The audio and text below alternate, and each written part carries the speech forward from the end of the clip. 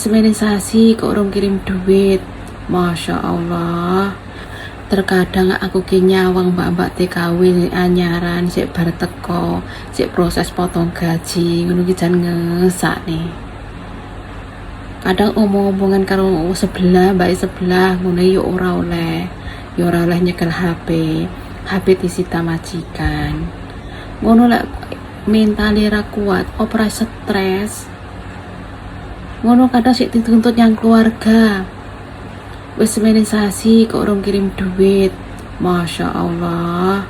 Kuwi lho sik dalam keadaan proses potong gaji. Duitnya kok ngendi? Keluarga kok yo ora iso maklumi. Ini negarane wong kuwi taruhane nyawa. Tidak dongane sehat. Ben ke oleh duit, kayak balik. Ngono to.